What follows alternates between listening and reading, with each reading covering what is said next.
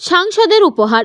পশ্চিমবঙ্গ কলকাতার উত্তরের ভারপ্রাপ্ত মন্ত্রী শ্রী সুদীপ বন্দ্যোপাধ্যায় মহাশয়ের উদ্যোগে কম্বল ও সেলাই মেশিন উপহার করা হয় এলাকার অত্যন্ত আর্থিকভাবে পিছিয়ে পড়া মানুষজনকে। এছাড়াও বিধাননগর স্টেশনের সামনে এবং হাটকো মোড়ে বিকেল 5টায় আমার ভালোবাসার শহর কলকাতা LED সাইনের বোর্ডের উদ্বোধন করেন মন্ত্রী সুদীপ বন্দ্যোপাধ্যায়। সুদীপ বন্দ্যোপাধ্যায়ের অনুপ্রেরণায় এবং 32 নম্বর ওয়ার্ডের পৌর প্রতিনিধি শান্তি রঞ্জন কুণ্ডুর ব্যবস্থাপনায় এই অনুষ্ঠানটি অনুষ্ঠিত হয়েছিল গত 15ই জানুয়ারি বিধাননগর স্টেশনের সামনে। এছাড়াও এই অনুষ্ঠানে উপস্থিত হয়েছিলেন মানিকতলার কনভেনার শ্রেয়া পাণ্ডে এবং আরও বিশিষ্ট ব্যক্তিত্বগণ। গণতন্ত্রে যে 9 বার জিতেছে, 9 বার জেতা হয়ে গেছে, এবার নিয়ে 10 বার, মানে 9 বার জেতা হয়ে গেছে। আমরা যারা কাউন্সিলর, আমি একবার থেকে 2 বার জিতেছি, মানে এবার গুনতে হবে, মানে 19 MLA কয়েকবার, তারপর টানা সাংসদ। তা বুঝতে হবে এমন একটা মানুষ আমাদের শুধু অভিভাবক না, আমার মনে হয় তৃণমূল কংগ্রেসের বর্তমান রাজ্য রাজনীতির অভিভাবক মানা যেতে পারে সুদীপ বন্দ্যোপাধ্যায়।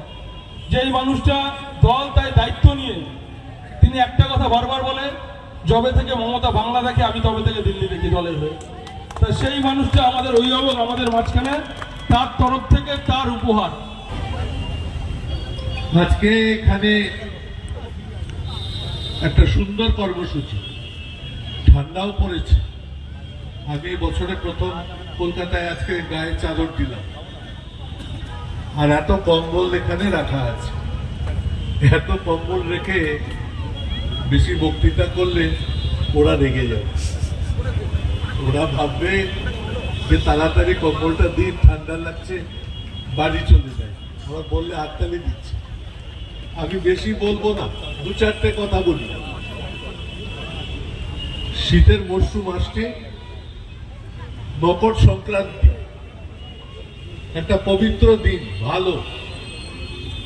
কপিল মুনির আশ্রমে গঙ্গা সাগরে তীর্থযাত্রীরা স্নান করছেন এবং এই অভূতপূর্ব ভালো মুহূর্তে আমরা আমাদের দলের নেত্রী মমতা ব্যানার্জি, যিনি সকলকে এই কথাই বলেন, আর আমাদের দলের ওপরের কর্মী থেকে একেবারে তৃণমূল স্তরের কর্মীরা সবাই এই কথা মানে যে যারা রাজনীতি করে তারা রাজনীতিও করুন, তার সাথে সাথে সমাজসেবাও। আমাদের অভিভাবক অনেক কথা বলেছেন, আপনাদের সবাইকে আমি 32 নম্বর ওয়ার্ডে যারা আছে, আমি আমার 32 নম্বর ওয়ার্ডের পরিবারকে বলছি, শান্তিদা 60খানা ওয়ার্ড এই জন্যে দেখতে পারে যার বেসটা স্ট্রং, যার বাড়িটা তাকে সঙ্গ দেয়, যার বাড়ি থেকে তাকে কোনো টেনশন দেয় না, সে অন্য ওয়ার্ড এমনি দেখতে পায়। আমাদের 32 নম্বর ওয়ার্ড ভালো, আমাদের 32 নম্বর ওয়ার্ডে অনেক বস্তির মানুষ আছেন।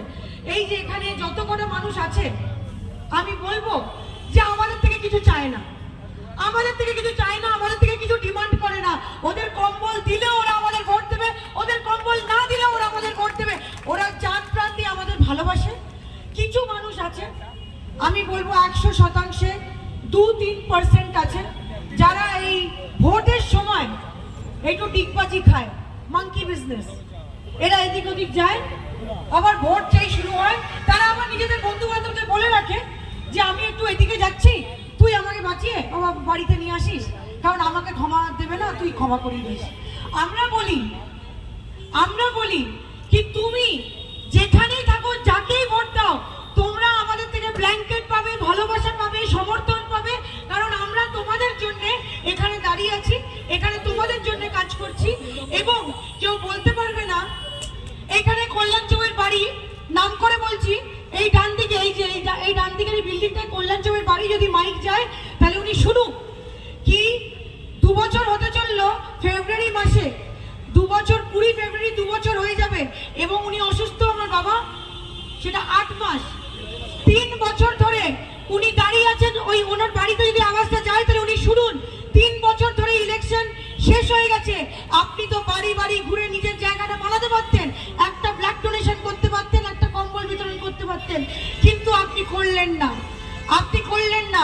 আমরা এখানে কোনো বিজেপিকে মানি না, আমরা কোনো দল আছে মানি না, আমরা মানুষের বাচ্চা হয়ে জন্ম করেছি। আমরা জানি যে অন্য মানুষ একজন মানুষের কথা শুনবে। শান্তিদার অফিস এবং আমার অফিস সারাক্ষণ খোলা আছে এবং এখানকার মানুষকে আমার রাজনৈতিক কথা বলার দরকার নেই। শুধু এই কথাই বলবো যে সুদীপ বন্দ্যোপাধ্যায় নিজে হাতে আপনাদের এই ব্ল্যাঙ্কেট দেবে, আপনাদের সুইং মেশিন দেবে। উনি হয়তো প্রত্যেকদিন আপনাদের কাছে আসতে পারেন না, কিন্তু আমরা যে আপনাদের কাছে প্রত্যেকদিন আসি, সেটা যেহেতু উনি মাথার উপর আমাদের সাপোর্ট করেন এবং সব রকম সহযোগিতা করেন, আমরা সেই সহযোগিতা আপনার কাছে পৌঁছে দিতে পারি।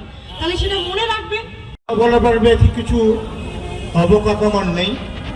আমার শুধু একটাই কথা হচ্ছে, আমাদের নেতার নাম, নেত্রীর নাম মমতা ব্যানার্জি, আর আমরা রাজনীতি করি এমন একটা জায়গায় দাঁড়িয়ে থেকে, যে জায়গাটায় পশ্চিমবঙ্গের প্রতিটা মানুষ জানে যে দিদির কাজ, দিদির ভালোবাসা, দিদির আন্তরিকতা, যেটা সুদীপটা বলে গেল, শ্রেয়া বলে গেল, এবং শান্তি বলছে।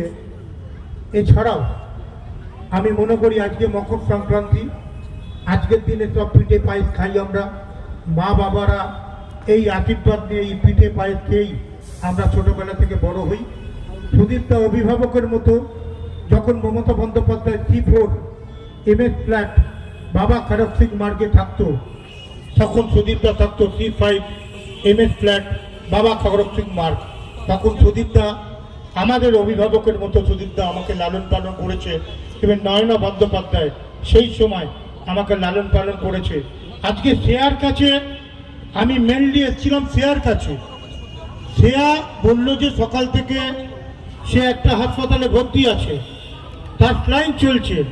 আমি তাকে দেখতে গেলাম, দেখলাম হাসপাতাল থেকে সবে বেরিয়ে গেছে। আবার বললো ওখান থেকে বাড়িতে আছে। আমি আবার বাড়িতে এসে পৌঁছালাম, বললো প্রোগ্রামে বেরিয়ে গেছে।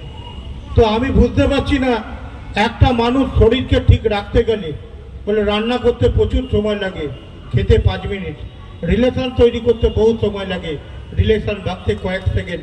শ্রেয়া যদি কাজ করবার জন্যে এগিয়ে থাকে, শ্রেয়ার মাথায় আশীর্বাদ মমতা বন্দ্যোপাধ্যায় রাখবে, সুদীপ বন্দ্যোপাধ্যায় রাখবে, অভিষেক বন্দ্যোপাধ্যায় রাখবে, আমরাও রাখবো। তার কারণ হচ্ছে শ্রেয়া কাজ করছে। ইভেন যেভাবে এই ছেলেটা আজকে যুবর প্রেসিডেন্ট বলে না, কাউন্সিলর বলে না, যেদিন কাউন্সিলর ছিল না, যেদিন যুবর প্রেসিডেন্ট ছিল না, সেই দিন এখানে দাঁড়িয়ে থেকে ওর রক্তদান শিবির আমি করে গেছিলাম। শান্তির জন্য, সত্যি কথা বলছি, ও শান্তির পায়রা, শান্তির প্রতীক, শান্তির ভালোবাসা। এই শান্তি নিয়েই এই শান্তির কাজ করুক। কল্যাণ একটু শান্তিপূর্ণ আমাদের উত্তর কলকাতা জেলার তৃণমূলের যুব সভাপতি, কাউন্সিলর। কিছু কম্বল আমাকে একজন দিয়েছেন এবং আমি মনে করি সেই কম্বল যতদূর সম্ভব গরিব মানুষদের মধ্যে বন্টন হয়ে যাওয়া উচিত। এবং নিজে একটু দাঁড়িয়ে থেকে দেখছি যে কোন শ্রেণীর মানুষরা কম্বলগুলো পাচ্ছে। এই কর্মসূচি আমাদের সারা রাজ্য জুড়ে সারা বছরই হয়। সেটা আমাদের যারা বিধায়ক বা পুর প্রতিনিধি কিংবা যারা পঞ্চায়েত, তারা সবসময় করে থাকে। কিন্তু সাংসদ হিসাবে কলকাতা শহরে হয়তো এরকম একটা কর্মসূচি প্রথম দেখা যাচ্ছে যে এত বেশিভাবে এই ঘটনাগুলো ঘটছে। এবং ঠান্ডাও পড়েছে, মানুষ খুশি মনে নিচ্ছে, এই ঠান্ডা থেকে একটু রেহাই পাবে।